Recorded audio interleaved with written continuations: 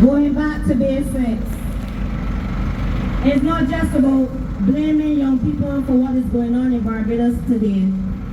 We have to go back to basics. We have to go back to inception. What is going on in our schools? We have so many young persons in schools who cannot read, cannot write. That is a problem. That is a problem that needs to be dealt with. Now imagine if you can't read and you can't write. When you finish school and you come out, and somebody put a gun in your hand, and you good at that, that is what you're going to do. That is the reality. We need to get serious here in Barbados. Stop putting down the young people. The other day I was on a van, and Spirit just lead me to talk to this young man next to me. And after he finished speaking with him, he said, "Ma'am, you know there are a lot of people out there like you.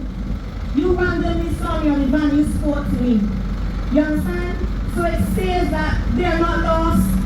We just have to be more intentional in going about doing what it is that we have to do to help ensure that we have to guide our young persons in this life that is so unsure. The dynamics have changed. Things are not the same as they used to be years gone by. Before our grandparents, they would have done an odd job here and an odd job there, just to make money to make sure that the family is fine. But this is a different generation who have seen suffering. They don't want to suffer anymore. It is not right that the elites eating good, and then everybody down here, people talking about bread and butter issues. I don't even know what that is, because I ain't about the bread and the butter. You understand? So we got to really actually get serious. In order to help deal with the crime rate in Barbados, we need to acknowledge certain things. It is not about party. It is about people. We need to unify. We need to come together and realize that this is not just one person's issue. This is a whole country's issue. We need to come together. I find that when decisions are being made, it's just one set of people who sometimes don't even be hitting the ground to interact with persons to find out what exactly is going on. They need to do better. We need better. We want better. The young people want better. I do not wish to live in fear. I love karaoke. They can't even go to karaoke session because they don't know what can happen. So they go and sing at home. You understand? We gotta understand that fear is not of God. Fear is not of God. We have to do better. To the Prime Minister of Barbados, the Attorney General, all of the ministers, your feet should be on the ground in each and every constituency across Barbados. Not only when it is coming to elections, people are seen as just an X. We are worth more than just an X. We deserve much better. We want better. We are more than an X. I know that elections are around the corner, and I ain't giving nobody my X. My X going to myself. You understand?